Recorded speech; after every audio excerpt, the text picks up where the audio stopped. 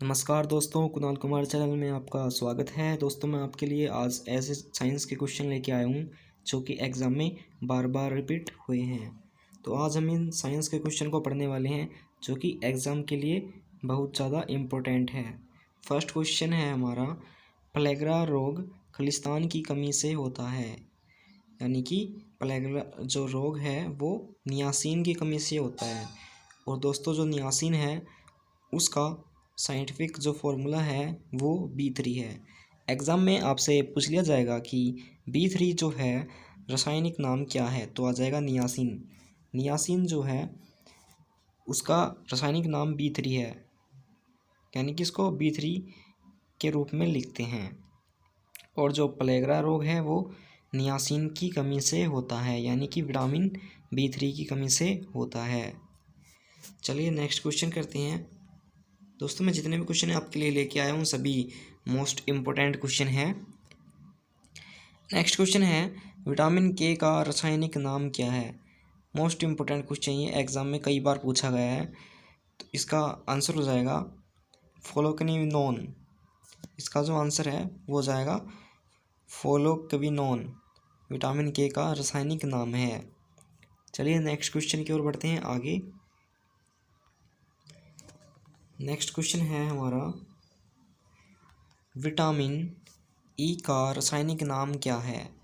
Vitamin E का रासायनिक नाम है टोकोफेरोल। याद रखना है आपको, विटामिन ई पूछा है, विटामिन ई का रासायनिक नाम टोकोफेरोल है। ठीक है, चलिए आगे बढ़ते हैं नेक्स्ट क्वेश्चन की ओर। नेक्स्ट क्वेश्चन है हमारा, इम्पोर्टेंट पॉइंट्स डिस्कस करेंगे। विटामिन डी की कमी से कौन सा रोग होता है। एग्जाम में पूछ लिया जाएगा कि विटामिन डी की कमी से कौन सा रोग होता है, तो आंसर हो जाएगा आपका रिकेटस। रिकेटस बीमारी जो होती है वो विटामिन डी की कमी से होती है। इंपॉर्टेंट रहेगा आपके एग्जाम के लिए। नेक्स्ट क्वेश्चन है, ओस्टियोमलेशिया रोग विटामिन डी की कमी से होता है। आपसे एग्जाम में पूछ लिया जाएगा कि विटामिन डी की कमी से कौन सा रोग होता है, तो क्या आ जाएगा, रिकेटस और ओस्टियोमलेशिया रोग जो होता है वो विटामिन डी की कमी से होता है। और इस टाइप से भी पूछ सकते हैं कि ओस्टियोमलेशिया रोग जो है वो कौन सी विटामिन की कमी से होता है, तो आपका आंसर हो जाएगा विटामिन डी की कमी से। नेक्स्ट क्वेश्चन है, विटामिन डी खालिस्तान में घुलनशील होती है। इस टाइप से आपको प्रश्न मिल जाएगा, तो विटामिन डी में घुलनशील होती है। इस टाइप से इसका आंसर हो जाएगा विटामिन डी वसा में घुलनशील होती है। आपको याद रखना है कि विटामिन डी जो होती है वो वसा में घुलनशील होती है। आगे जो जितने भी विटामिन जैसे कि B जो है, आपको कीड़ा याद रखना है, कीड़ा याद रखना है आपको कि ईडीए। तो इसके अंदर जितने भी विटामिन आ जाते हैं, कैसे विटामिन के, vitamin E, vitamin D, vitamin A, ये सभी क्या है, वसा में घुलनशील है। लेकिन विटामिन B जो है ये अलग हैं, जो कि जल में घुलनशील हैं। इम्पोर्टेंट रहेगा आपके एग्ज़ाम के लिए। नेक्स्ट क्वेश्चन करते हैं, विटामिन डी सूर्य की रोशनी और मछली की यकृत के तेल में जो कॉड लिवर ऑयल जो होता है उससे प्राप्त होता है। यानी आपसे पूछा जाएगा कि विटामिन डी सूर्य की रोशनी और मछली की यकृत के तेल से प्राप्त होता है। आपसे एग्ज़ाम में इस टाइप से पूछा जाएगा कि विटामिन डी जो होता है वो किससे प्राप्त होता है, तो आपको पता है कि विटामिन डी जो है वो सूर्य के प्रकाश से हमें प्राप्त होता है। और विटामिन डी कैसे प्राप्त होता है, हमारी स्किन जो है वो बनाती है विटामिन डी। डायरेक्ट हमें सूर्य की रोशनी से प्राप्त नहीं होता, ये आपको इम्पोर्टेंट रखना है, याद रखना है। और विटामिन डी जो है वो मछली की यकृत जो होता है उसके अंदर भी मिलता है। इम्पोर्टेंट रहेगा आपके एग्ज़ाम के लिए। नेक्स्ट क्वेश्चन है, त्वचा की एग्रोस्टेरोल कोशिका द्वारा सूर्य की रोशनी से विटामिन डी का निर्माण होता है।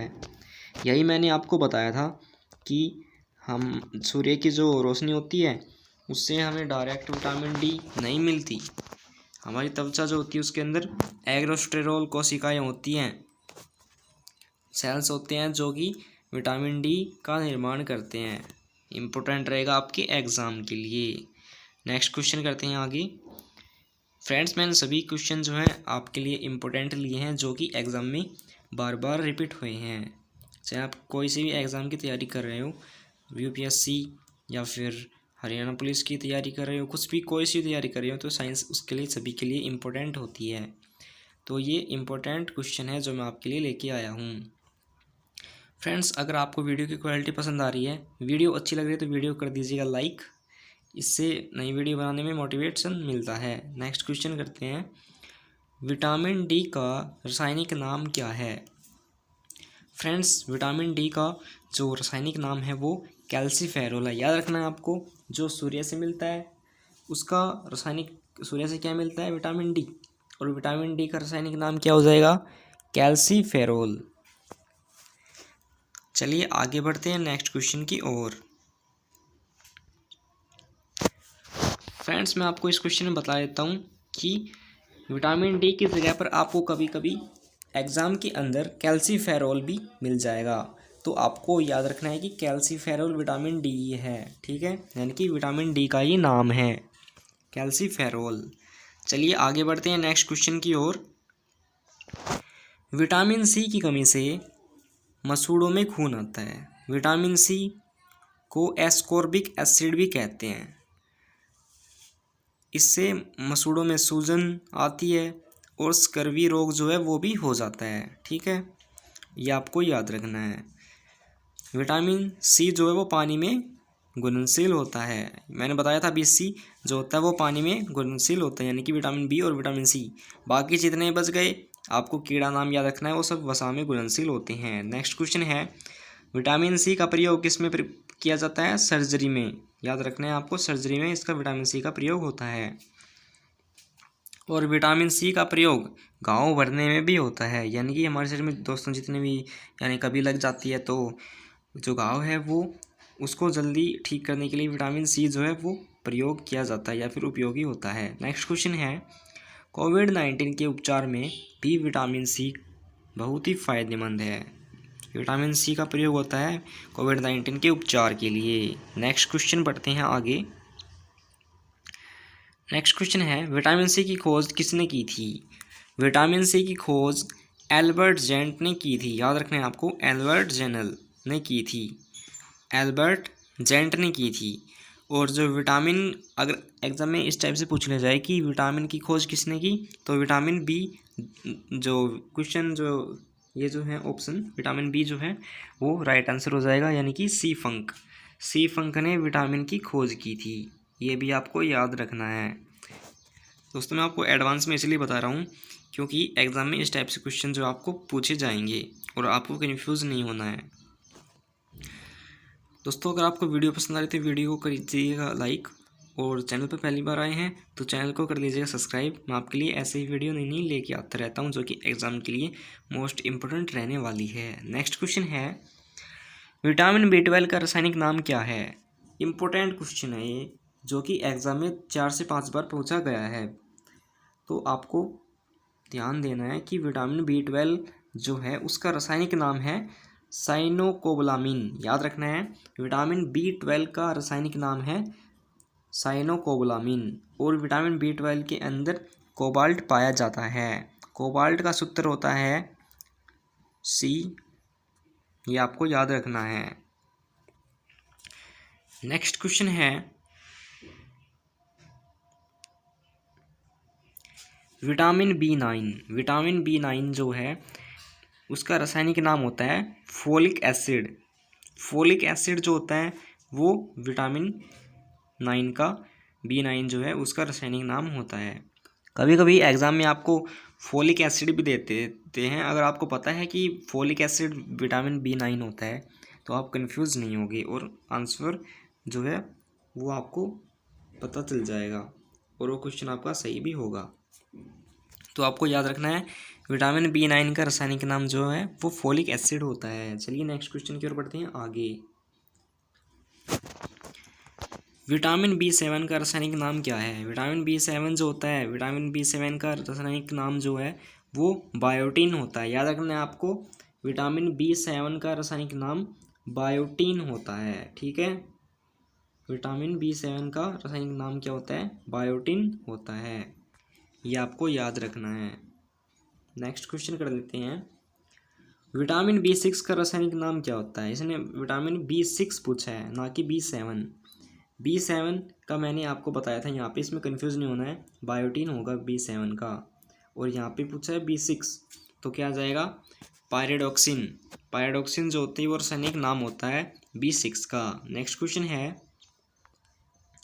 विटामिन B5 की कमी से रोग जो है, जो जिसे हम यानी कि जिसको नींद आती है ना ज़्यादा, वो अनियंत्रित होता है।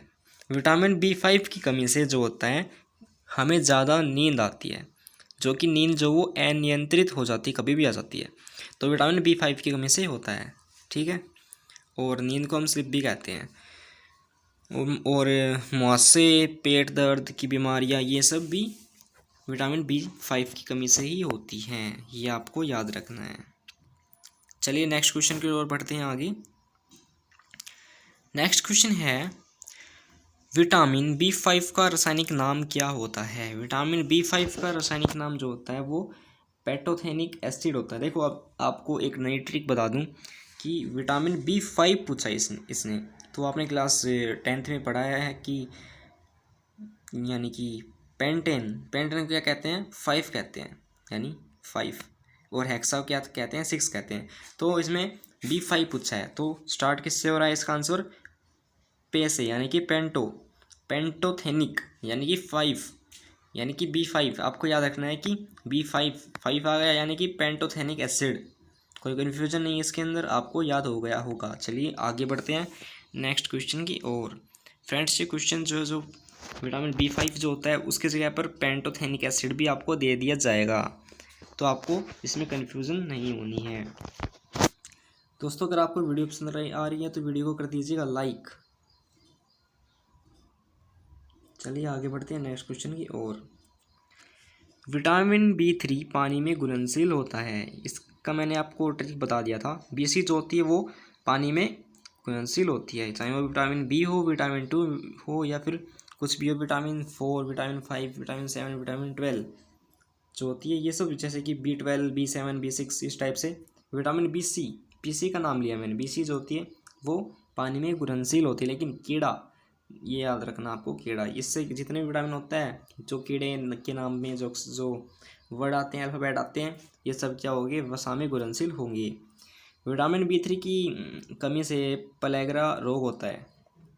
एग्जाम में पूछ लिया जाएगा कि किसकी कमी से पलेगरा रोग होता है, तो क्या जाएगा, B3, जो कि चर्म रोग होता है, वो भी विटामिन B3 की कमी से होता है। नेक्स्ट क्वेश्चन है, विटामिन B3 का रासायनिक नाम क्या है। ये क्वेश्चन फिर से रिपीट हुआ है क्योंकि ये एग्जाम में बार बार पूछा गया है दोस्तों। विटामिन B3 का रासायनिक नाम नियासिन होता है, ये आपको याद रखना है। एग्जाम में अगर नियासिन दे दिया जाए तो आपको पता होना चाहिए कि नियासिन तो विटामिन B3 है, जो कि पानी में घुलनशील होती है, यानी कि वाटर में घुल जाती है, वो उसको हम नियासिन कहते हैं, फिर विटामिन B3 कहते हैं। और विटामिन C भी पानी में घुल जाती है, और जितने भी विटामिन बच गए वे पानी में नहीं घुल सकते, जो कि वसा में घुलते हैं। नेक्स्ट क्वेश्चन है, विटामिन B2 का रासायनिक नाम क्या है। इसने विटामिन B2 पूछा है, तो राइबोफ्लेविन, याद रखना है आपको, राइबोफ्लेविन जो है विटामिन B2 का रासायनिक नाम है। एग्जाम में आपको राइबोफ्लेविन दे दिया जाएगा, तो आपको याद रखना है कि विटामिन B2 है वो, ठीक है, कोई कन्फ्यूजन नहीं है इसके अंदर। चलिए आगे बढ़ते हैं नेक्स्ट क्वेश्चन की ओर। विटामिन B1 का वैज्ञानिक नाम क्या है। तो देखो विटामिन B1 की हम बात कर रहे हैं यहाँ पे। विटामिन B1 की कमी से बेरी रोग होता है। विटामिन B1 जो होता है वो पानी में घुलनशील होता है। विटामिन B1 को हम थायमीन कहते हैं, याद रखना है आपको, विटामिन B1 को हम थायमीन कहते हैं। और विटामिन B3 को हम क्या कहते हैं, नियासिन कहते हैं, ये आपको याद रखना है, ठीक है। चलिए अब आगे बढ़ते हैं। विटामिन B1 जो होता है वो एमिनो अम्ल पर नियंत्रित करता है, ये भी आपको याद रखना है। नेक्स्ट क्वेश्चन की ओर बढ़ते हैं आगे। विटामिन A की खोज किसने की थी। विटामिन ए की खोज पूछा इसने, अगर विटामिन की खोज पूछे सिर्फ और सिर्फ विटामिन तो सी फंक हो जाएगा आंसर। लेकिन विटामिन ए पूछा इसने तो होपिक्सनस आपको राइट आंसर हो जाएगा। विटामिन ए यानी कि ए पूछा इसने तो इसका ए ऑप्शन जो है वो करेक्ट हो जाएगा, होपकिंस। ठीक है, मैंने ये सब क्वेश्चन जो है वो इम्पोर्टेंट लिए हैं और सॉल्व भी किए हुए हैं ताकि वीडियो ज़्यादा बड़ा ना बने। और विटामिन ए का रासायनिक नाम आपसे पूछ लिया जाएगा तो क्या आएगा इसका आंसर, एथेनॉल। एथेनॉल जो होता है वो विटामिन ए का रासायनिक नाम होता है। नेक्स्ट क्वेश्चन करते हैं आगे।